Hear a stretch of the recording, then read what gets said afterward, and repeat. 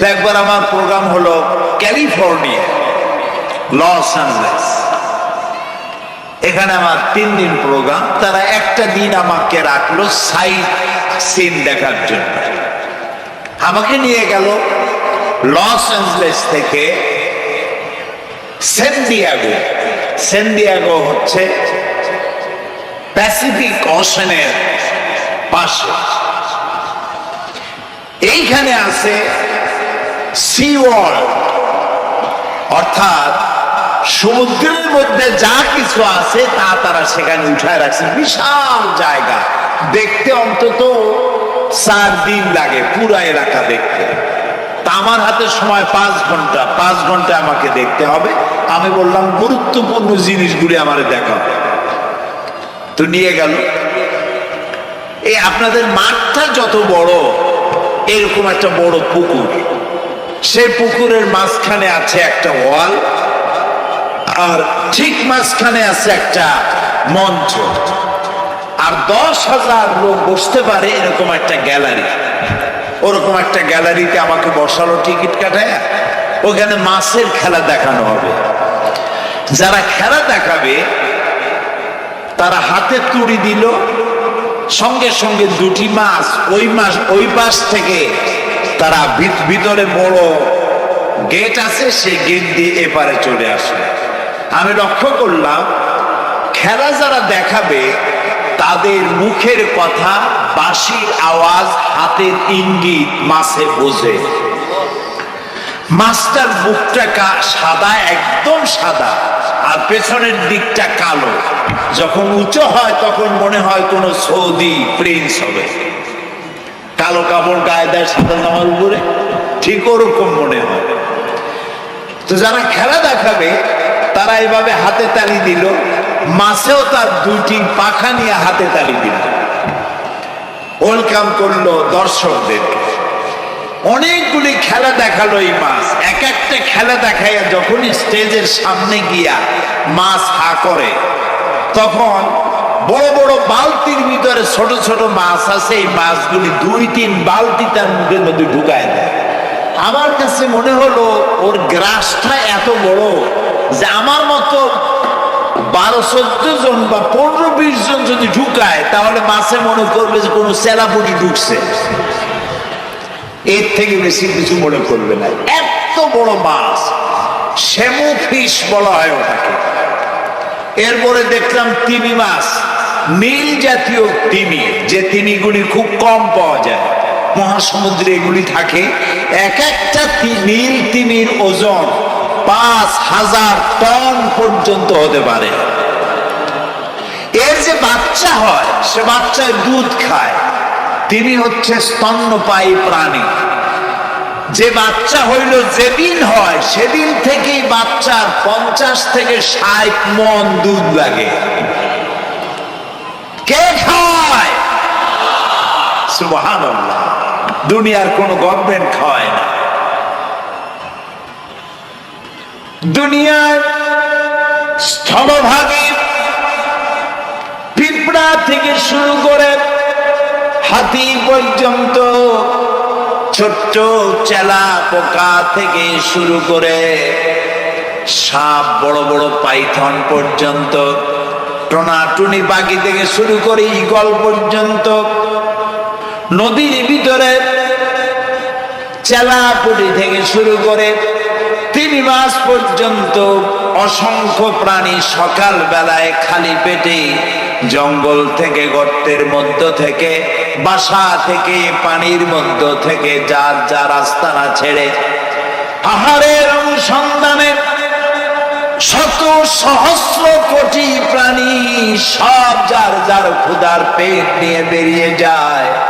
আল্লাহ রাব্বুল আলামিন বলেন, সন্ধ্যা হতে না হতে সবগুলির পেট ভরাইয়া যার যার বাসায় আমি ফিরাইয়া দেই। ইন্নাল্লাহা হুয়ার রাজ্জাকু যুল কুওয়াতিল মাতিন। খেতে দেওয়ার মালিক কে? সেই আল্লাহর এই গুণকে, এই গুণাবলীকে বিশ্বাস করতে হবে। খেতে দেওয়ার মালিক তিনি। কেমন সন্তান হয় না, দেওয়ার মালিক কে? বলেন জোরে।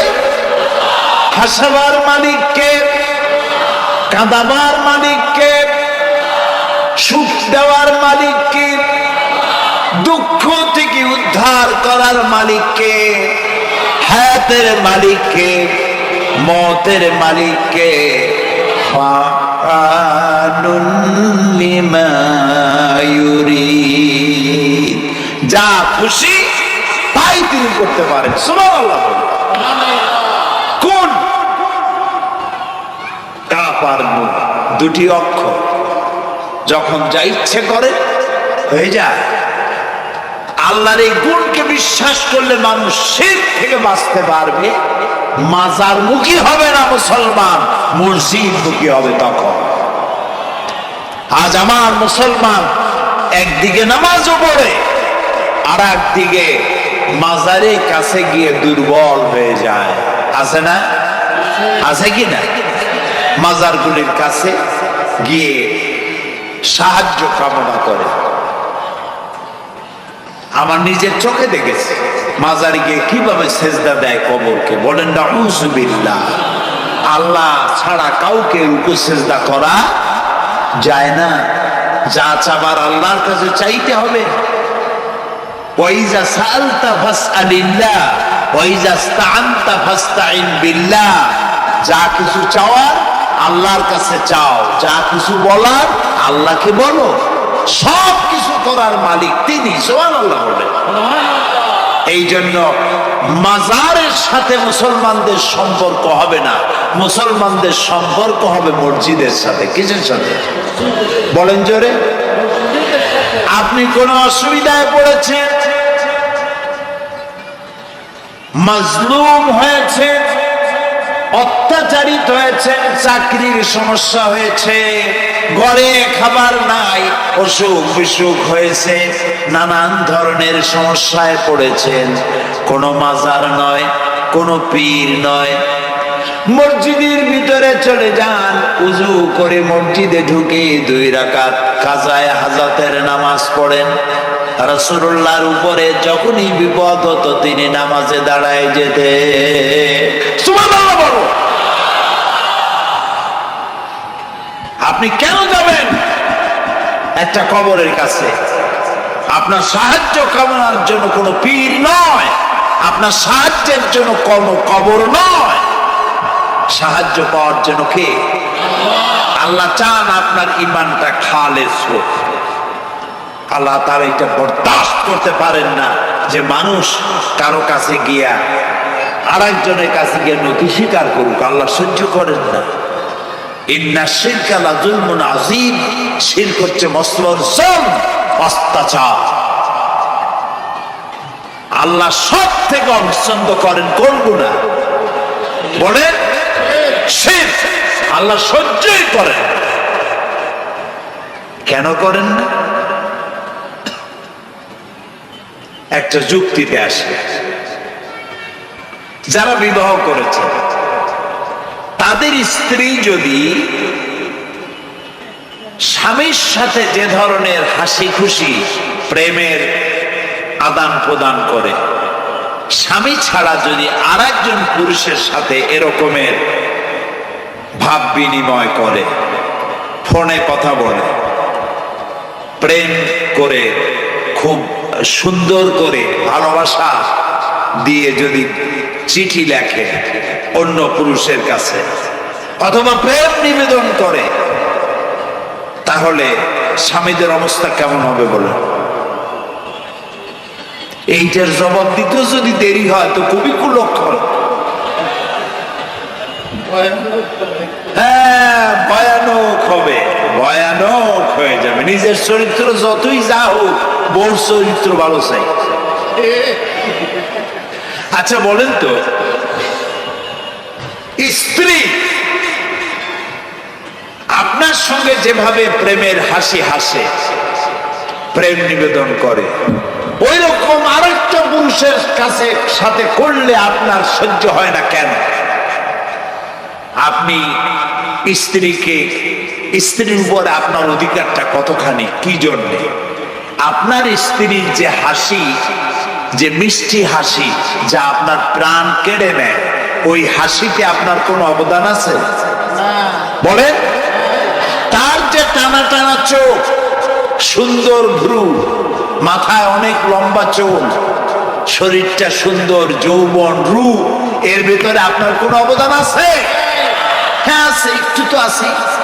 আপনি যে মুখ দিয়ে বউটা হাসে, সেই ঠোঁটে একটু লিপস্টিক লাগাইছে। যে চোখের জন্য আপনি পাগল, সেই চোখে একটু কাজল লাগাইছে। শরীরটাকে পেঁচাবার জন্য সুন্দর একটা শাড়ি কিনে দিছে।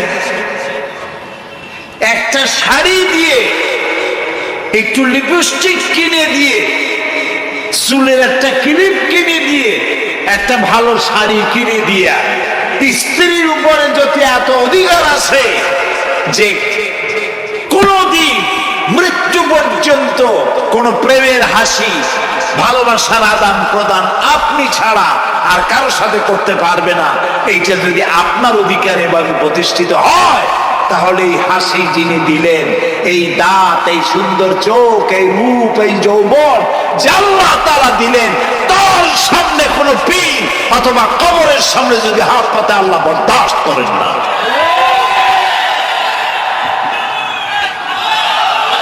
কথা কি বুঝে আসছে? কথা বুঝে আসছে? আলহামদুলিল্লাহ বলেন। আলহামদুলিল্লাহ। বুঝলেই আমাদের কষ্ট সার্থক। আলহামদুলিল্লাহ বলি। আমরা যেন আল্লাহরে চিনতে পারি, বুঝতে পারি। আমার বিশ্বাস করুন, কোরআন আমার সামনে, আল্লাহর কসম, কোন জীবিত পীর, কোন মৃত্যু পীর আমার ভাগ্যের ভালো বা মন্দ করার কোন অধিকার রাখে না, রাখে না, রাখে না। কোন পীর ফু দিয়ে আমার ভাগ্যকে ভালো বানাই দিতে পারবে না, পারবে না। এবং আমার একটা চুলও বাঁকাও করতে পারবে না। খাইরিহি ওয়া শাররিহি মিনাল্লাহি তাআলা। আমার ভালো, আমার মন্দ করার একমাত্র মালিককে। এক আঙ্গুল আকাশের দিকে উঁচু করে চিৎকার দিয়ে বলুন, কে? আবার বলেন, আবার বলেন, আবার বলুন। আল্লাহ কবুল করুন, বলেন আমি। আমার এই বক্তব্য দিয়ে আমি কোন পীরকে অমর্যাদা করছি না। পীর সাহেবদের কাছে পীর কোন শরীয়তের শব্দ নয়। কোরআন এবং হাদিসে কোথাও পীর বলে কোন শব্দ নাই। এটি ফার্সি শব্দ। এই শব্দের অর্থ হলো বৃদ্ধ। তো পীর যদি বৃদ্ধ হয় ভালো কথা, তিনি যদি আলেম হন আরো ভালো কথা। কিন্তু বাপ পীর ছিল, উনিও সেই সুবাদে পীর। ইলেম নাই, তোনার নিজের কাছেই তো টর্চ নাই। আপনাকে অন্ধকারে উনিও ম্যান হোলের মধ্যে পড়বে, আপনারে নিয়ে পড়বে। আলেম হইতে হবে। পীর যদি হয় আলেম হইতে হবে, এক নম্বর কথা। দুই নম্বর কথা হলো, তিনি ব্যবসায়ী হবেন না।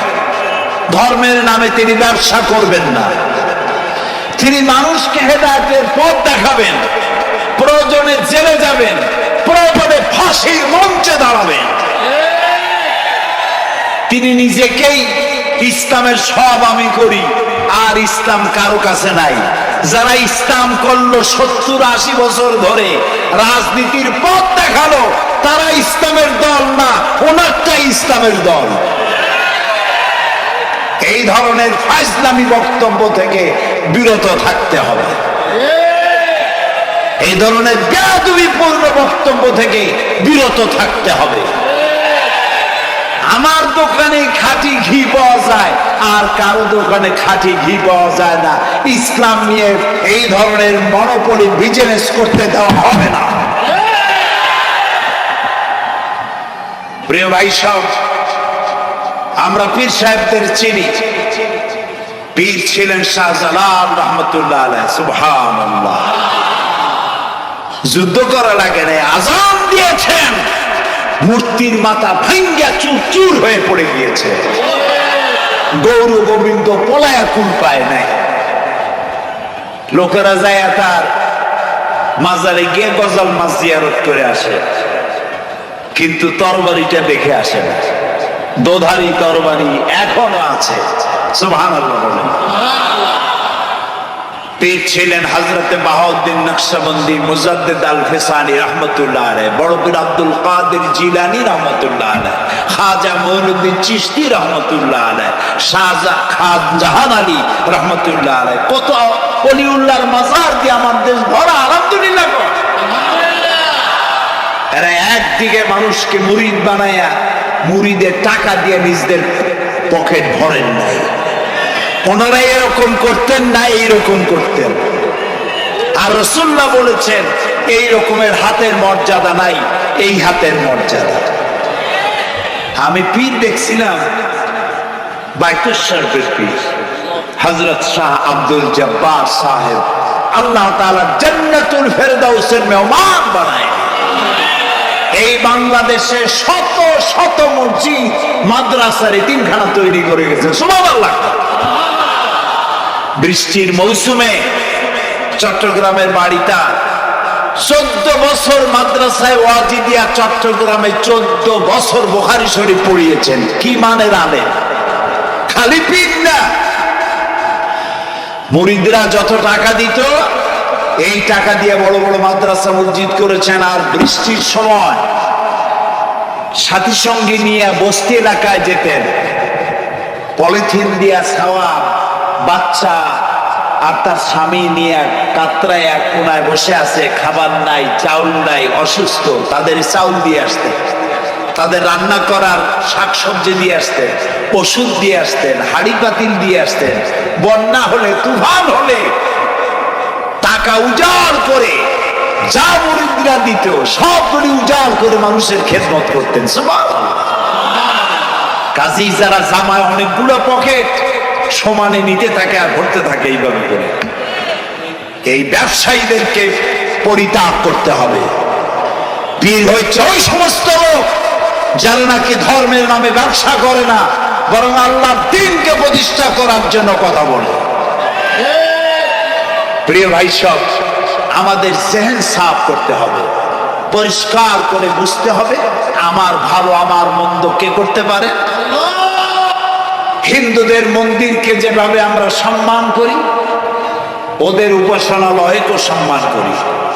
কিন্তু কাদিয়ানীরা যতদিন মুসলমান নামের পরিচয় দিতে থাকবেন, আমরা আমাদের অধিকার আদায়ের জন্য সুশৃঙ্খল ভাবে গণতান্ত্রিক পদ্ধতিতে আমরা এই অধিকার আদায়ের চেষ্টা করব।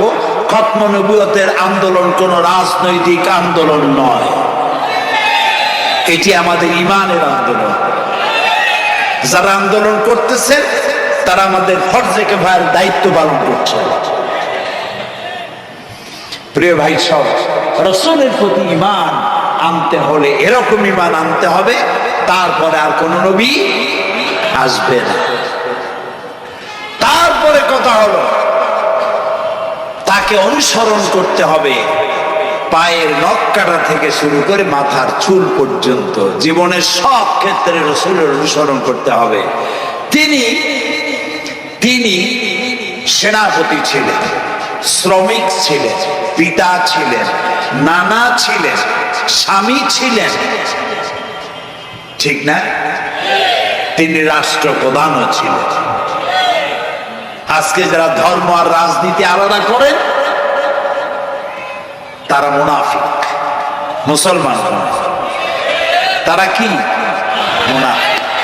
এই জন্য আমাদেরকে মনে রাখতে হবে নবী করিম সাল্লাল্লাহু আলাইহি ওয়াসাল্লাম রাষ্ট্র পরিচালনা করেছেন। যারা ধর্ম আর রাজনীতি আলাদা করেন তারা মুসলমান হিসাবে আল্লাহর কাছে পরিচিত হতে পারবেন না। প্রিয় ভাই সব, নবীজি মক্কা থেকে মদিনা এলেন।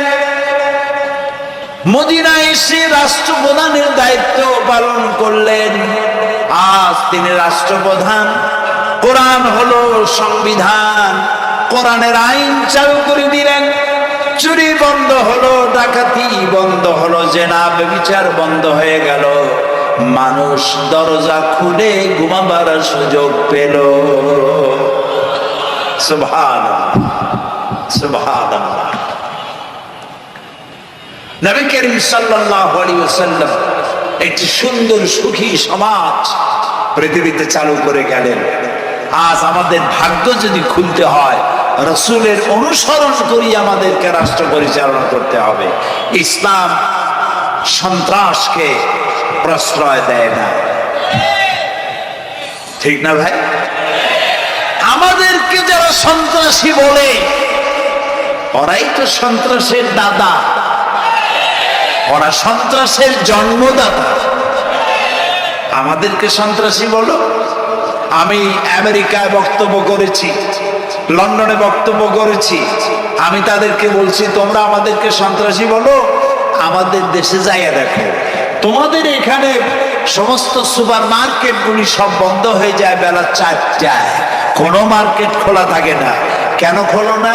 তোমরা সিকিউরিটি দিতে পারবে না বলে খোলো না। চুরি হবে, ডাকাতি হবে, লুটপাট হবে, এই জন্য বিকেলই সব বন্ধ হয়ে যায়, রাতে কোনো দোকান খোলা থাকে না। তো যাও তো আমাদের দেশে, আমাদের তো সন্ত্রাসী বলো, গরিব দেশ। আমাদের দেশের বাবুরহাটে, নরসিংদীর কাছে বাবুরহাট, যেটাকে এই দেশের ম্যানচেস্টার বলা হয়, সারা রাত কোটি কোটি শত কোটি টাকা কাপড় চোপড় বেচা কিনা হয়, পুলিশের গন্ধ খুঁজে পাওয়া যায় না, সারা রাত বেচা কিনা হয়।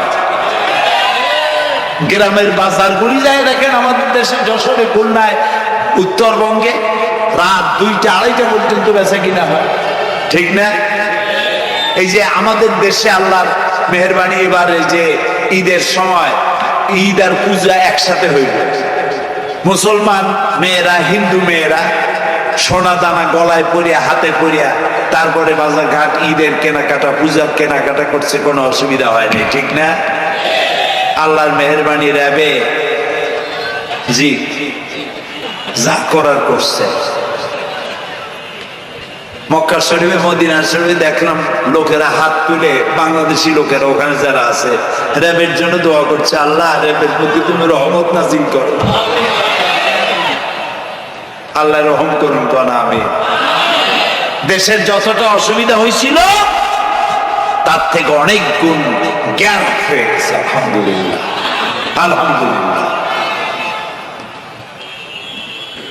প্রিয় ভাই সব, এই যে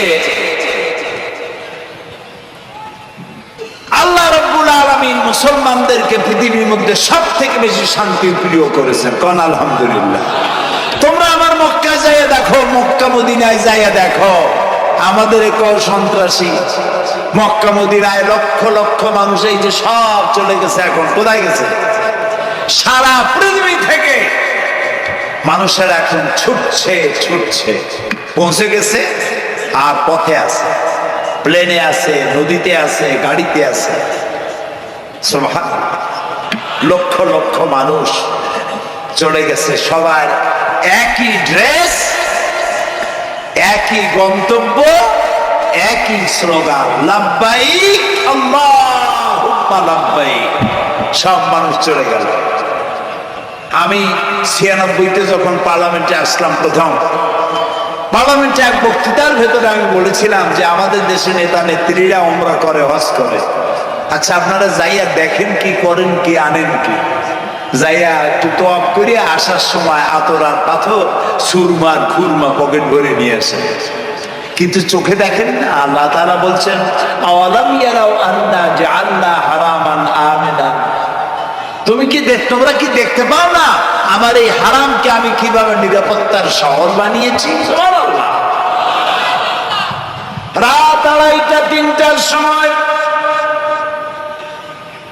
চাঁদের মতো সুন্দরী যুবতী মেয়ে একাকিনী, কোনো পুরুষ সঙ্গী ছাড়া, নিজের ডেরা, নিজের তাঁবু ফেলে কাবা শরীফের ভিতরে এসে গেল।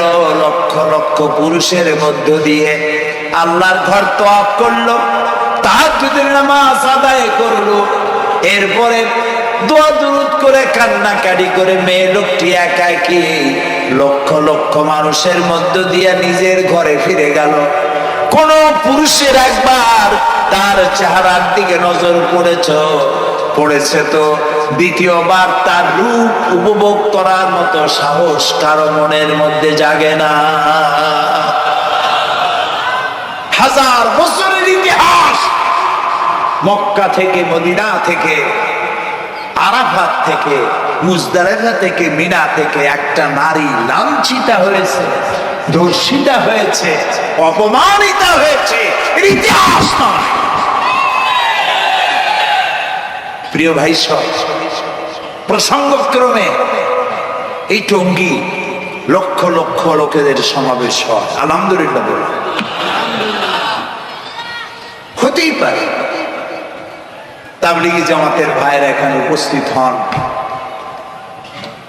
সারা দেশ থেকে, বিভিন্ন দেশ থেকেও লোকজন আসে, এক জায়গায় বসে আল্লাহ বিল্লাহ করে, মোনাজাত করে। এটা মনে আসলো তাই বলতেছি। কেউ কেউ এটাকে খুব বাড়াবাড়ি করে। সে বাড়াবাড়িটা হলো, কেউ কেউ বলেন আরাফাতের পরেই দ্বিতীয় এই সমাবেশ। এই বেয়াদবি শব্দটাকে উচ্চারণ করবেন না আল্লাহর রাস্তে। কোথায় টঙ্গী, কোথায় আরাফাত, আর কোথায় টঙ্গী? কি এর সাথে আপনি কি মিলান? আপনি বলুন এখানে লক্ষ লক্ষ লোক হয়েছে, আমরাও দেখতে পাচ্ছি লক্ষ লক্ষ লোক হয়, কিন্তু আপনি কেন দ্বিতীয় সমাবেশ বলেন? কেন আপনি আরাফাতের ময়দানের পরে এই কথা বলেন? মহাগুনাহ, মহাবেয়াদবি। আরাফাতে যাওয়া ফরজ, টঙ্গীতে আসা নফল। আপনি কিসের সাথে কি তুলনা করেন? জিন্দিগিতে এই চিন্তা করবেন না। কিছু কিছু লোক আছে গ্রামের মধ্যে, অবশ্য কোনো আলেম, কোন মুরব্বীরা এইসব কথা বলেন না। মূর্খ যারা, তারা এই ধরনের কথা ছড়াইছে গ্রামে। 3 বার টঙ্গীতে আসতে পারলে 1 হজের সওয়াব হয়। বলেন নাউজুবিল্লাহ। শুধু 3 বার না, কিয়ামত পর্যন্ত লোকের এখানে আসতে থাকবে। আরাফাতের ময়দানে 1 সেকেন্ডের যে সওয়াব হবে তাও হবে না। আরাফাত হচ্ছে সেই ময়দান যেখানে আদম আলাইহিস সালাম থেকে শুরু করে মুহাম্মদ রাসূলুল্লাহ সাল্লাল্লাহু আলাইহি সাল্লাম পর্যন্ত সব নবীদের চোখের পানি শুকিয়েছে। পৃথিবীর কোটি কোটি মানুষ এখানে কাঁদছে। আর আল্লাহ রাসূল বলেছেন, আল হাজ্জুল মাবরুর লাইসা লাহুল জাযাউ ইল্লাল জান্নাহ। একটা কবুল হজের সওয়াব আল্লাহর কাছে বেহেশত দেওয়া ছাড়া আর কিছুই নেই।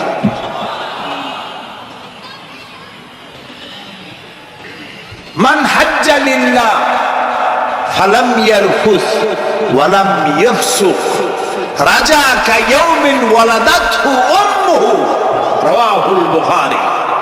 বুখারী শরীফের হাদিস।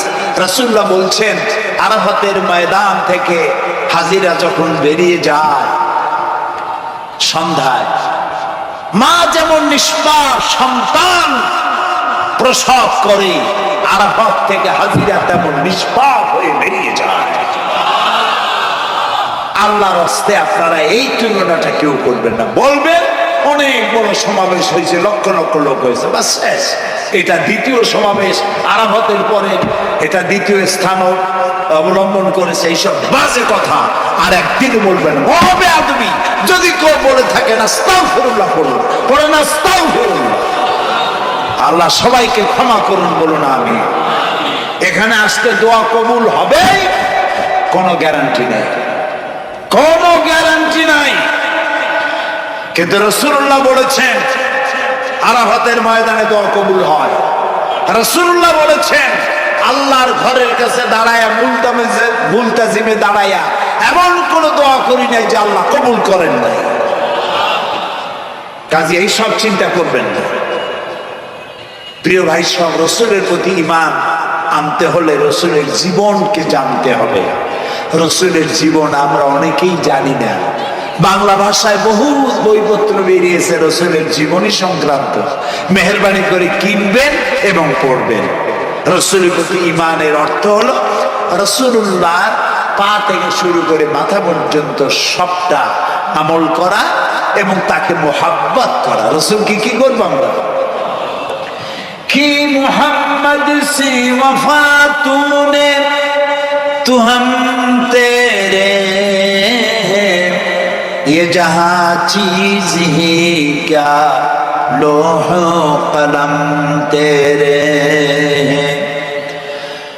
মুহাম্মদ সাল্লাল্লাহু আলাইহি ওয়াসাল্লামের সঙ্গে যদি তুমি মহব্বতের কানেকশন জুড়িয়ে দিতে পারো, তার অনুসরণ আর অনুকরণ যদি করতে পারো, আকাশ আর জমিন তো দূরের কথা, লৌহ কলম পর্যন্ত আল্লাহ তোমার জন্য করে দেবে।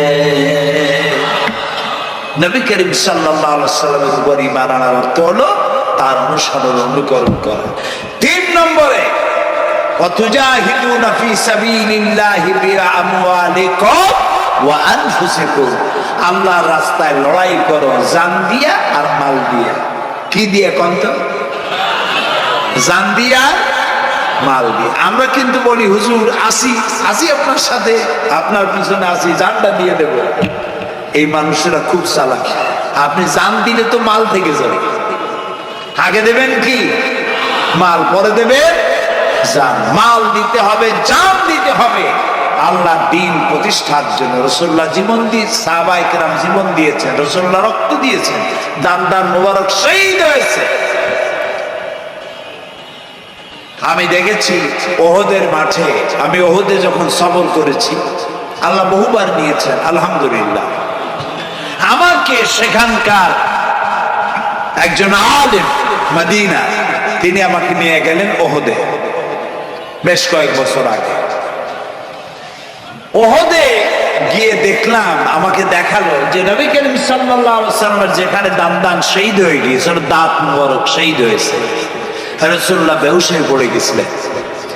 তাকে হযরতে আবু বকর, হযরত ওমর, হযরত ওসমান, এই 3 জনে উঁচু করে নিরাপদ জায়গায় নেওয়ার জন্য দৌড়াচ্ছিলেন।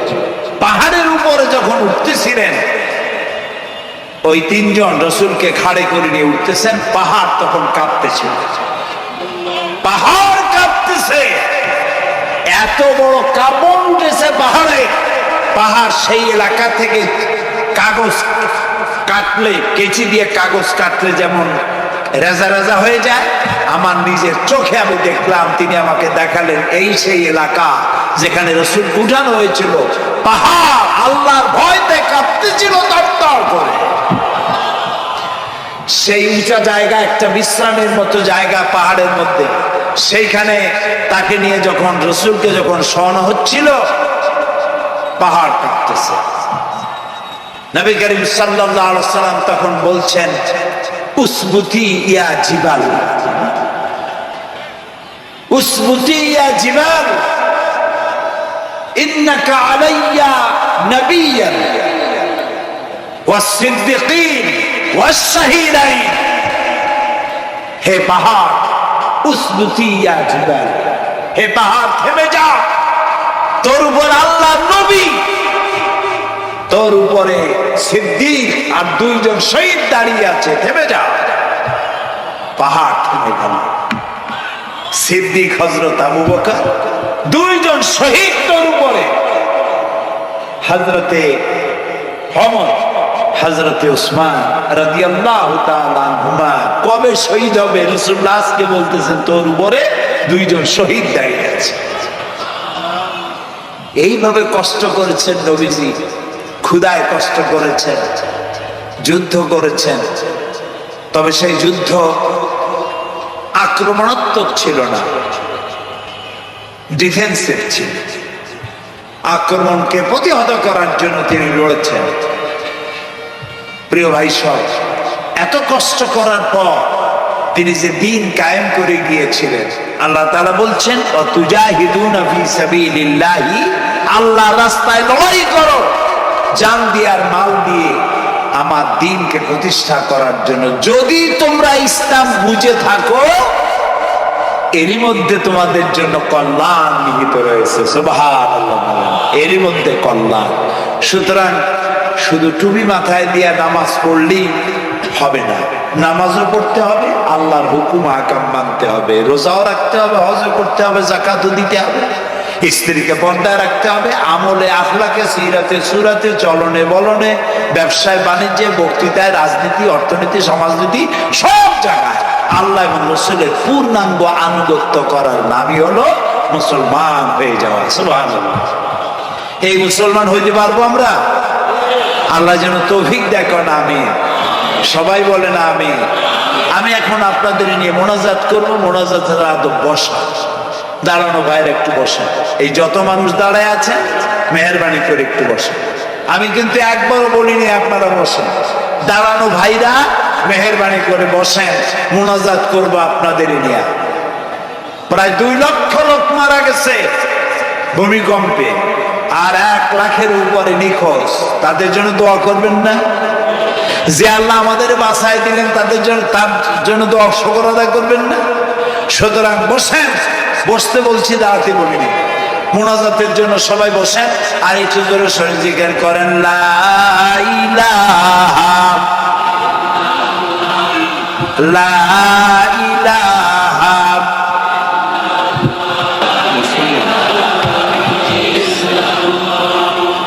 টাইমের শেষ হয়ে গেছে।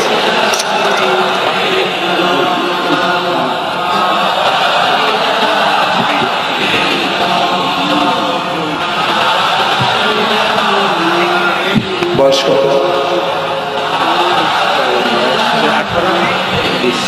বাড়ি কোথায়?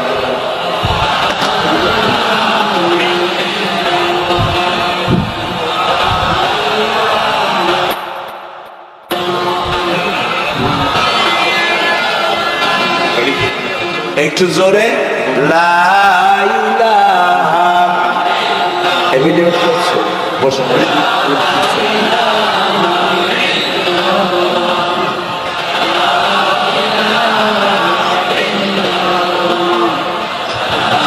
আচ্ছা, আমি তো মোনাজাতের কথা বলছি। মোনাজাত থুয়ে যদি কেউ হাঁটে তো এটা একটা বড় বদকিসমতির ব্যাপার। এত মানুষ একসাথে আল্লাহর কাছে মোনাজাতের লোক কিভাবে সামলা, কেমনে হাঁটে? এক যুবক ইসলাম কবুল করার জন্য আসছে।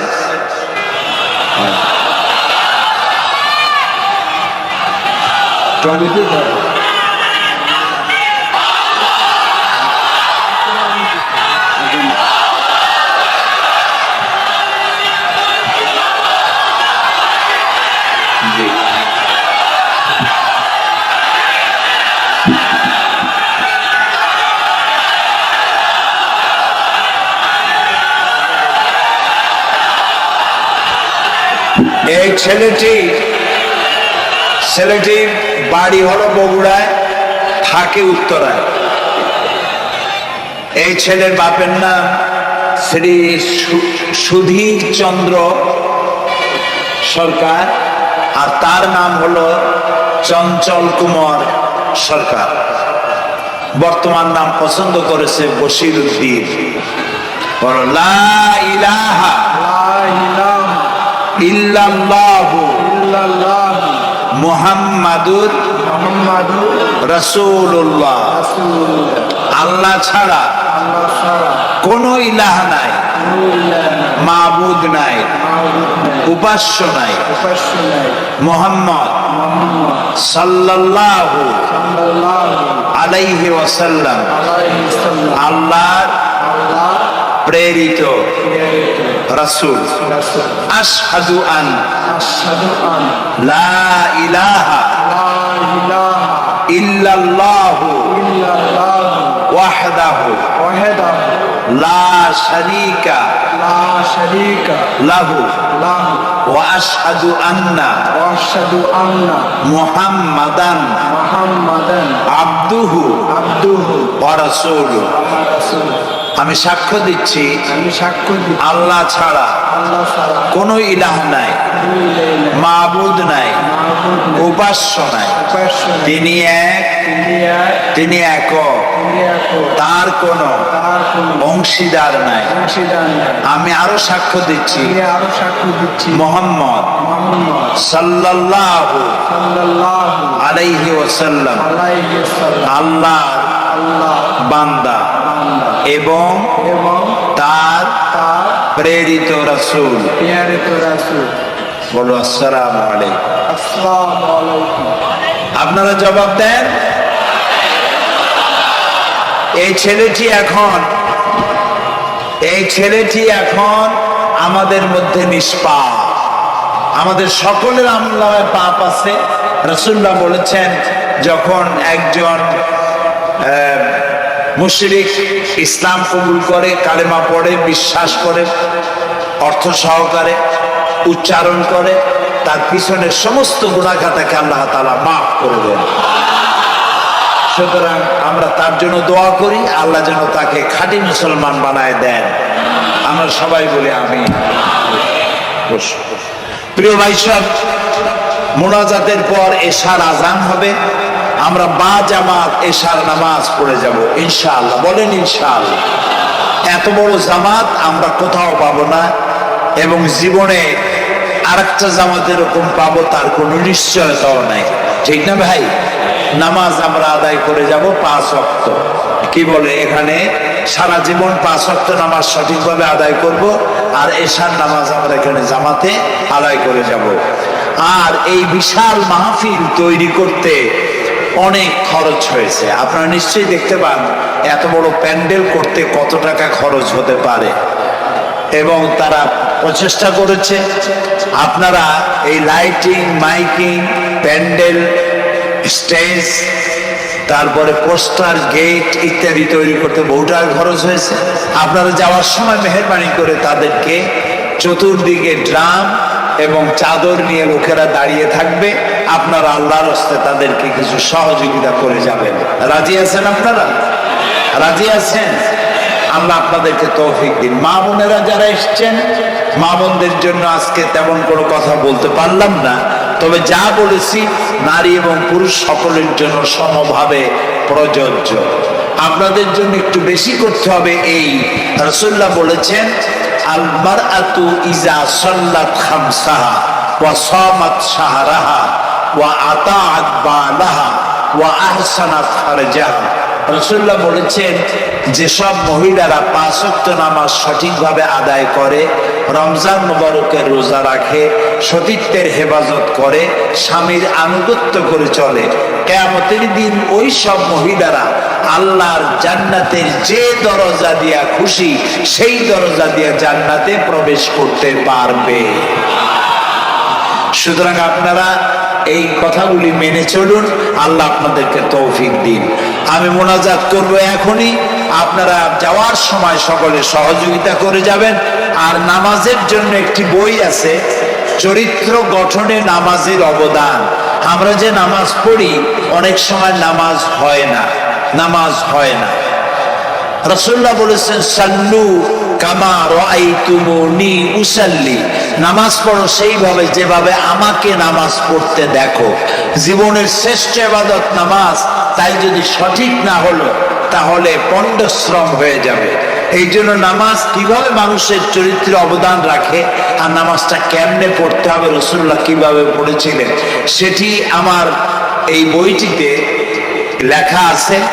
এটি চরিত্র গঠনের নামাজের অবদান। এখানে লাইব্রেরি আসছে, কোথায় আপনারা খুঁজে বের করে সেটা নিয়ে যাবেন। আর একটি হলো সূরা লোকমান। সূরা লোকমানের 2টা রুকুর তাফসীর করেছিলাম আমি চট্টগ্রামে, মাত্র 2 রুকুর তাফসীর। এই 2 রুকুর তাফসীর 5 দিনে শোনার পর 48 জন হিন্দু, বৌদ্ধ, মুসলমান হয়ে গিয়েছিল। যাকাত সম্পর্কে, মা বাপের অধিকার সম্পর্কে হযরতে লোকমান তার সন্তানকে যে নসিহত করেছে, সেই নসিহত 9টা নসিহত ছিল। ওই নসিহতগুলি আল্লাহ এত পছন্দ হয়েছে যে আল্লাহ তাআলা নিজে লোকমানের নসিহত কোরআন শরীফ উঠায় দিয়েছে। সুবহানাল্লাহ। সুতরাং আমার নিজের, আমার সন্তানদের ভালো করার জন্য এই নসিহতগুলি দরকার। এটির নাম যারা ক্যাসেট থেকে উদ্ধার করেছে, নাম হলো তাফসিরে সাঈদী লোকমান এবং সূরা লোকমান। এ পর্যন্ত 4টা তাফসির বেরিয়েছে তাফসিরে সাঈদী নামে, যেগুলি আমি তাফসির করেছি চট্টগ্রামে। সেগুলি, এসব বই ওখানে পাওয়া যাবে। এই বইগুলি আপনারা লাইব্রেরি থেকে, এখানে মোবাইল লাইব্রেরি এসছে ঢাকা শহর থেকে, সন্ধান করে আপনারা নিয়ে যাবেন। আল্লাহ তাআলা আপনাদেরকে তৌফিক দান করুন। যাওয়ার সময় মাহফিলকে সাহায্য করে যাবেন, আর নামাজে সালাতুল ইশা আদায় করে যাবেন। আল্লাহুম্মা আমিন। ربنا ظلمنا أنفسنا وإن لم تغفر لنا وترحمنا لنكونن من الخاسرين ربنا لا تزغ قلوبنا بعد إذ هديتنا وهب لنا من لدنك رحمة إنك أنت الوهاب আয় আল্লাহ তাআলা হাজার হাজার মুসলিম জনতা পুরুষ এবং নারী আমরা তোমার দরবারে হাত তুলেছি গুনার বোঝা মাথায় নিয়ে হাত তুলেছি দয়া করে আমাদের জিন্দেগীর সমস্ত গুনাহ খাতাকে আল্লাহ মাফ করে দাও আয় আল্লাহ তাআলা আমাদের মধ্য থেকে আমাদের মা বাপ যাদের দুনিয়া থেকে বিদায় হয়ে গেল কবরগুলিকে জান্নাতের টুকরায় পরিণত করে দাও রব্বির হামহুমা কামা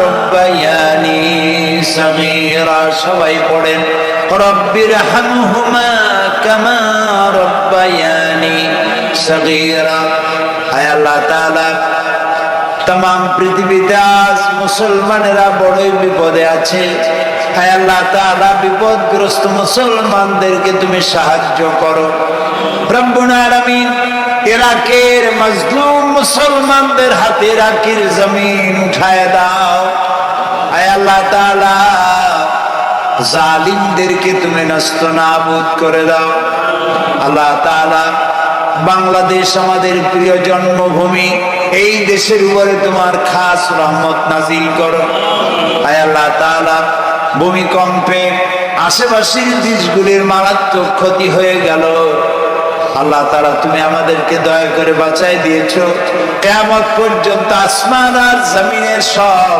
মুসিবত থেকে আমাদের দেশকে তুমি হেফাজত করো রব্বুল আলামিন আমাদের স্ত্রী পুত্র পরিজন যাদেরকে তুমি দান করেছো সবগুলিকে দিনদার ইমানদার নামাজি মুসলমান বানাইয়া দাও আয় আল্লাহ তাআলা এই মাহফিলের আয়োজন যারা করেছেন কষ্ট করেছেন পয়সা দিয়েছেন এবং দেবেন সকলকে আল্লাহ তাআলা ঈমানে কামেল সকলকে দিয়ে দাও আমাদেরকে তোমার মকবুল বান্দাদের মধ্যে শামিল করে নাও আল্লাহ তাআলা যারা হজে চলে গেছেন যারা রাস্তায় আছেন যাওয়ার পথে আর এবং আরো যারা যাবেন আল্লাহ তাআলা সকলের যাতায়াত আসান করে দাও সকলের হজকে কবুল করে দাও যারা হজ করেন নাই এই মাঠে আজকে যারা উপস্থিত মন চায় যেতে আল্লাহ তাআলা তাদেরকে যাওয়ার ব্যবস্থা করে দাও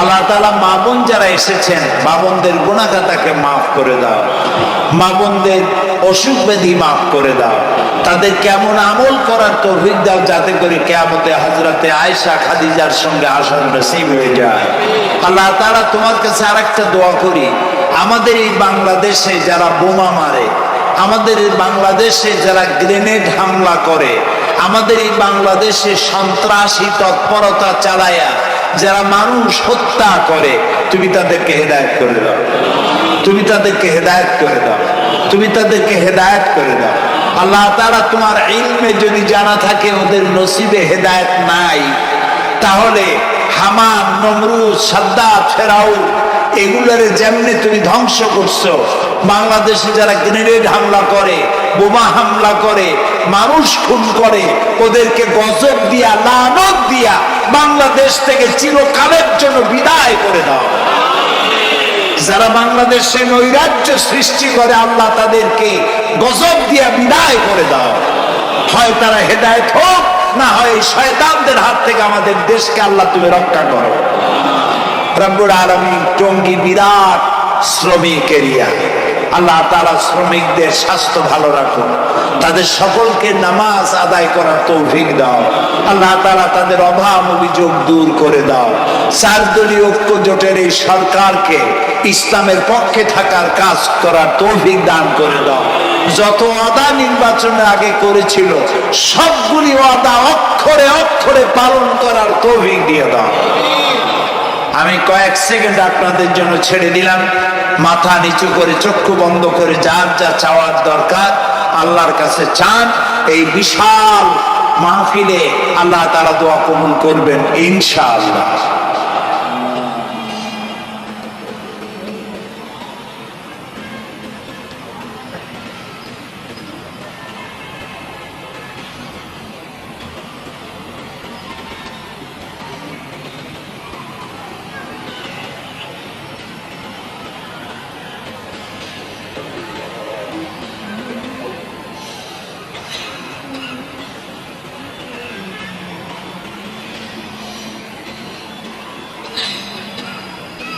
হায় আল্লাহ, তোমার আরশে আজিম থেকে তুমি দয়া করে তোমার রহমতের নজর দিয়ে টঙ্গীর এই মাঠের দিকে তাকাও। আল্লাহ তাআলা, আমরা কোন পীর বুজুর্গ, খাজা বাবা অথবা দুনিয়ার কোন শক্তির কাছে, রাজা বাদশার কাছে হাত তুলি নাই, বিশাল আকাশের মালিকের কাছে হাত তুলেছি, আমাদের রবের কাছে হাত তুলেছি। তুমি বলেছো দৌড়ি আস্তাজিবু লাকুম, আমারে ডাকো আমি সাড়া দেব। আল্লাহ তাআলা, আমরা ডাকতেছি, তুমি দয়া করে সাড়া দাও। আমরা ডাকতেছি, আমাদের ডাকের সাড়া দাও বাবু। আমাদের যাদের রোগ ব্যাধি আছে আল্লাহ দয়া করে সেভাবে আজ এলা দাও, সেভাবে কামেলা দাও। আল্লাহ তোমার কাছে আর একটা বিনীত দোয়া করি, আল্লাহ তুমি আমাদের জন্মসূত্রে যেসব নিয়ামত আমাদের শরীরে দিয়েছো, নাক, কান, চোখ, হার্ট, কিডনি, চলন শক্তি, বলার শক্তি, আল্লাহ মৃত্যুর আগ পর্যন্ত শরীরের এসব নিয়ামতের একটাও চিনাই নিও না বাবু। আল্লাহ তাআলা, তুমি আমাদের প্রতি দয়া করো, মেহেরবান হও। মাহফিলের আয়োজন যারা করেছেন আল্লাহ তাদের এই কষ্টকে তুমি কবুল করে নাও।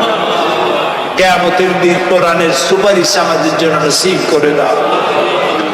ربنا تقبل منا إنك أنت السميع العليم وتب علينا إنك أنت التواب الرحيم سبحان ربك رب العزة عما يصفون وسلام على المرسلين والحمد لله رب العالمين واجعل آخر كلامنا عند الموت لا إله إلا الله محمد رسول الله। السلام عليكم ورحمة الله।